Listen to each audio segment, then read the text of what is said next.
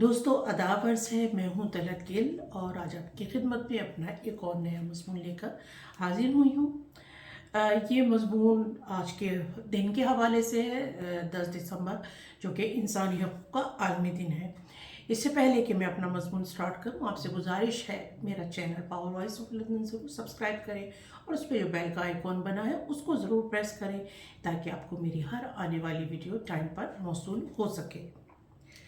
دوستو کبھی کبھی یہ سمجھ نہیں آتا کہ ہم کب، کیسے اور کس موضوع پر لکھیں۔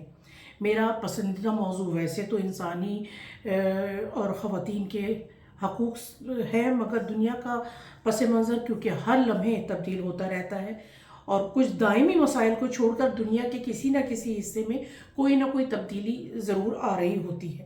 اسی لیے میں نے پہلے شام کے حالیہ واقعات پر لکھنے کا سوچا، مگر پھر کیونکہ انسانی حقوق کا آج عالمی دن تھا، یعنی 10 دسمبر آ گیا، تو سوچا پہلے اس پر لکھنا ضروری ہے کہ کیوں نہ ابھی پہلے ہم اس دن کی تاریخ پر بات کر لیں۔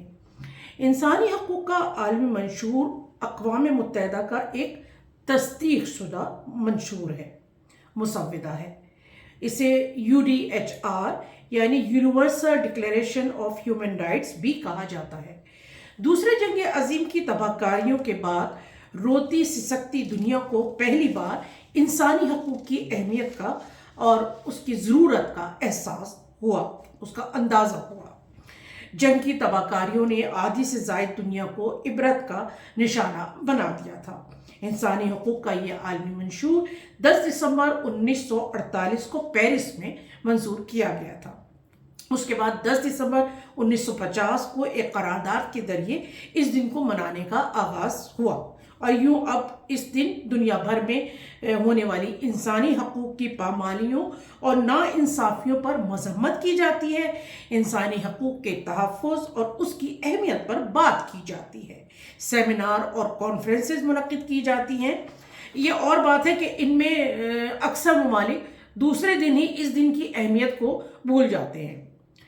یہ جو دستاویز ہے اس کو دنیا میں سب سے زیادہ زبانوں یا لہجوں میں، تقریباً اس کی تعداد کوئی 508 ہے، اس میں اس کا ترجمہ کیا گیا ہے، یہاں تک کہ اس میں اشاروں کی زبان بھی موجود ہے جو کہ انگلش، اسپینش اور پرتگالی زبانوں پر مبنی ہے۔ دوسرے جنگ عظیم کے نتیجے میں کروڑوں انسانوں سے آباد شہر کھنڈر بن گئے اور ملک قبرستان بن گئے تھے۔ انسان نے اپنے ہی ہاتھوں جس طرح انسانوں کی پامالی کی، اس کی انسانی تاریخ میں مثال ملنی مشکل ہے۔ امریکہ نے ناگاساکی اور ہیروشیما پر ایٹم بم گرا کر ثابت کیا کہ اس کے نزدیک انسان کی اور انسانی جانوں کی کوئی اہمیت نہیں، جس پر وہ آج بھی عمل کرتا چلا آ رہا ہے۔ ہٹلر نے مذہبی منافرت کے تابوت میں ہولوکاسٹ کر کے آخری کیل ٹھوک دی اور لاکھوں یہودیوں کو زندہ دفن کر دیا۔ ان سب واقعات کے بعد انسان آخرکار یہ تسلیم کرنے پر مجبور ہو گیا تھا کہ جنگ کسی بھی مسئلے کا حل نہیں، بلکہ جنگ مزید مسائل کو جنم دیتی ہے۔ اسی سوچ کے سبب اقوام متحدہ کا ادارہ وجود میں آیا تاکہ امن اور انسان کے تحفظ کو یقینی بنایا جا سکے اور انسانی حقوق کو فروغ دیا جا سکے۔ آخر یہ انسانی حقوق ہیں کیا؟ دراصل انسانی حقوق آزادی اور حقوق کا وہ نظریہ ہے جس کے تمام انسان مساوی طور پر حقدار ہیں۔ اس میں کسی رنگ، نسل، قوم، ذات، زبان اور عقیدے وغیرہ کا امتیاز نہیں۔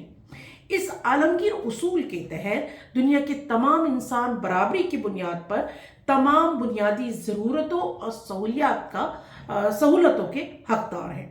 اس مسودے کی پہلی شق یہ ہے کہ دنیا کے تمام انسان حقوق اور عزت کے اعتبار سے برابر پیدا ہوئے ہیں۔ مگر ہم اگر اب اس دنیا کو دیکھیں تو ہمیں کیا نظر آتا ہے؟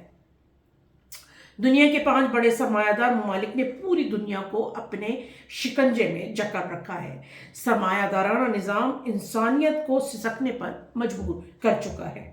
76 برس قبل انسانی حقوق کے جس عالمی منشور پر اتفاق کیا گیا تھا، آج عالمی حکمران اس منشور کے بجائے اپنے قومی مفادات کو ترجیح دیتے ہیں۔ ترقی یافتہ ممالک نے اپنی اجارہ داری کے ذریعے تیسری دنیا کو جنم دیا، جہاں بھوک، افلاس، غربت اور قحط کا دورہ ہے، جہاں کے عوام ان ترقی یافتہ ممالک کے غلام بنے ان کو سجدہ کرنے پر مجبور ہے۔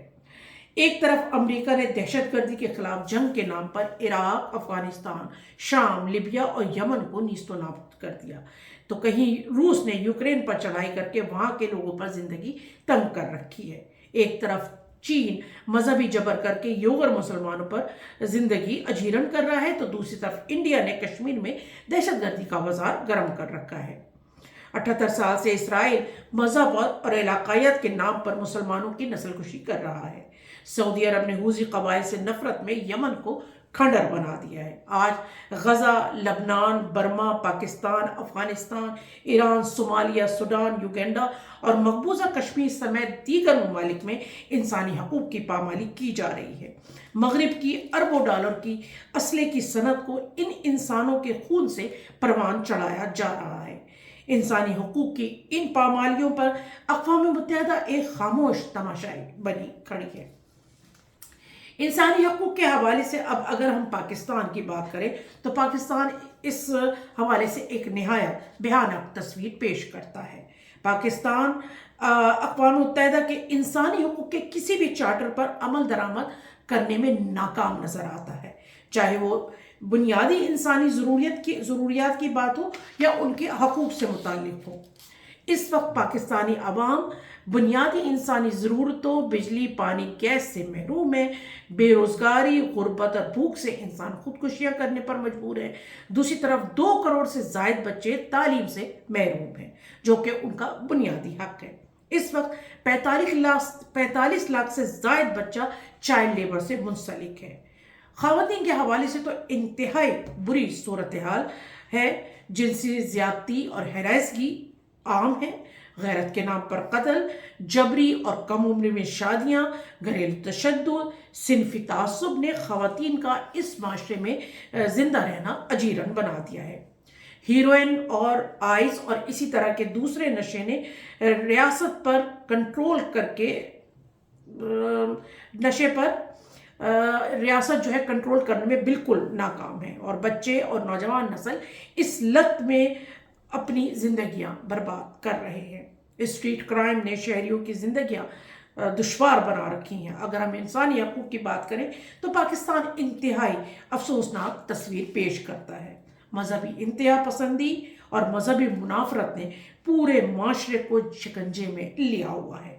اقلیتوں سے نفرت اور تشدد، شیعہ اور ہزارہ برادری اور احمدیوں کے خلاف نفرت اور انتہا پسند رویہ، بلوچستان کے ہزاروں لاپتہ افراد کی عدم دستیابی، بلوچوں کے بنیادی حقوق کی سلبی، سیاسی بنیادوں پر انتقامی کارروائیاں ایسے مسائل ہیں جس نے عالمی سطح پر پاکستان کو انتہا پسند ممالک کی فہرست میں لا کھڑا کیا ہے۔ 10 دسمبر کو تقاریر کرنے سے یہ مسائل حل نہیں ہوں گے، جو کہ ہمارے ملک کی سرکار ابھی آپ کو نظر آ رہی ہے۔ ریاست کو پورے جذبے، ایمان اور محنت کے ساتھ عوام کے حقوق اور ان کے بنیادی مسائل کو حل کرنے کی ضرورت ہے۔ ہمیں صنفی تعصب کو ختم کرنے کی ضرورت ہے، ہم کو چائلڈ لیبر ختم کرنے کی ضرورت ہے، ہمیں عوام کو بنیادی حقوق دینے کی ضرورت ہے، بنیادی ان کی ضروریات پوری کرنے کی ضرورت ہے۔ اگر ہم یہ نہیں کریں گے تو ہمارا ملک بھی بہت جلد یمن اور شام کی تصویر پیش کر رہا ہوگا۔ بہت شکریہ۔